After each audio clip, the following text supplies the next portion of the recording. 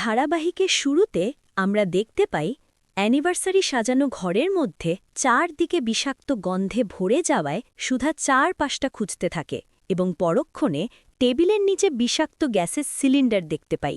তখন এই তেজকে ডেকে বলে, এই সিলিন্ডার থেকে বিষাক্ত গ্যাস বেরোচ্ছে, তোমরা তাড়াতাড়ি দরজা ভাঙো। অন্যদিকে আমরা দেখতে পাই বাগানের মধ্যে মুখোশ পরা রণজয় রেশমিকে একা পেয়ে বিকটভাবে হাসতে থাকে। তখন রেশমি জিজ্ঞেস করে, কে আপনি? এভাবে আমার কাছে কেন এসেছেন? আর এমনভাবে কেন হাসছেন?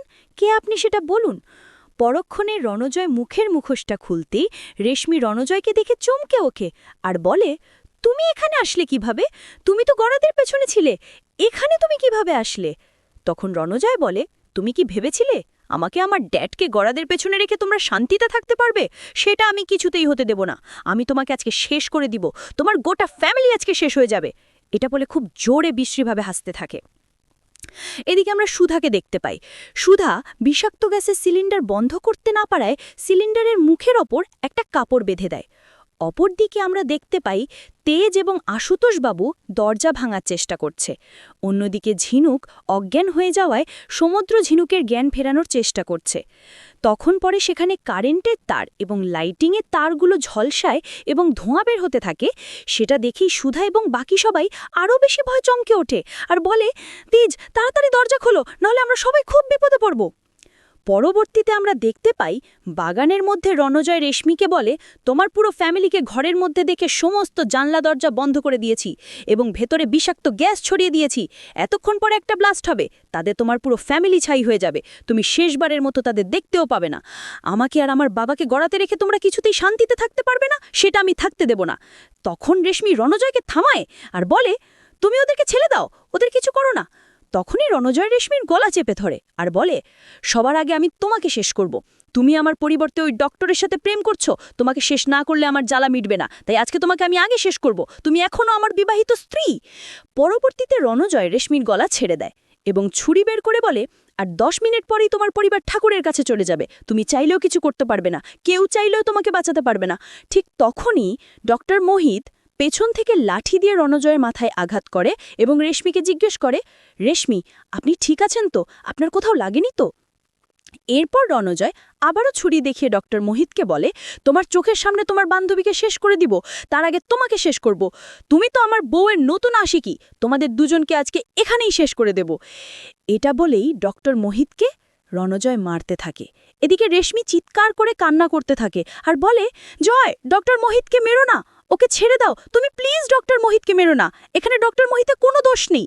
কিন্তু রণজয় কারো কথা না শুনে ডক্টর মোহিতকে মারতে থাকে।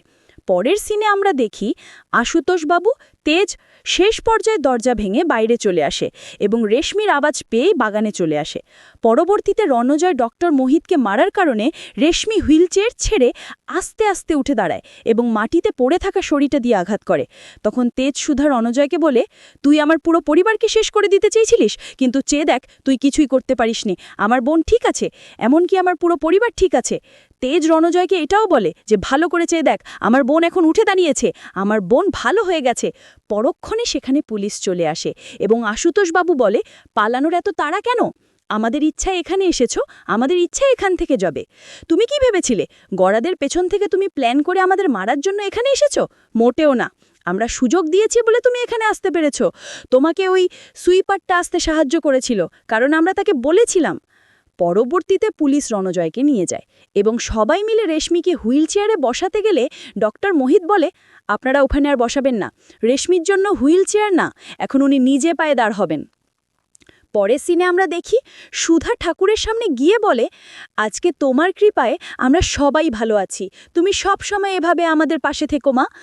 আজকের পুজোয় যদি কোনো ভুল হয়ে থাকে তাহলে আমাদের ক্ষমা করে দিও মা, তুমি আমাদের পরিবারের সবাইকে ভালো রেখো। কিছুক্ষণ পরেই সেখানে তেজ চলে আসে এবং সুধা বলে, তুমি এখনো ঘুমাওনি? তখন তেজ বলে, না, আমি তরিকে ঘুম পাড়িয়ে দিলাম, তাছাড়া সবাই ঘুমিয়ে পড়েছে। এখন এই সময়টুকু আমার আর তোমার, বিয়ের পর থেকে আমরা কখনো একা সময় পার করিনি, তাই এখন যদি আমরা একটু টাইম স্পেন্ড করি তাহলে ভালো লাগবে। কিছুক্ষণ চুপ থাকার পরে সুধা বলে, এত কিছুর মধ্যে তোমাকে উইশ করাটাই হলো না।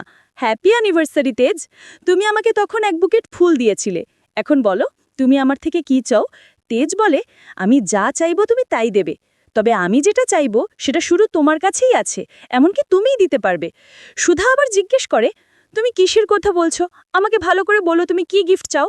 পরক্ষণে তেজ বলে, আমি তোরির জন্য একটা ছোট ভাই চাই। তেজের মুখে কথাটা শুনেই সুধা খুব লজ্জা পেয়ে যায়। এই ছিল আজকের পর্ব। পরবর্তী নাটকের আপডেটগুলো দেখতে আমাদের চ্যানেলটি এক্ষুনি সাবস্ক্রাইব করুন।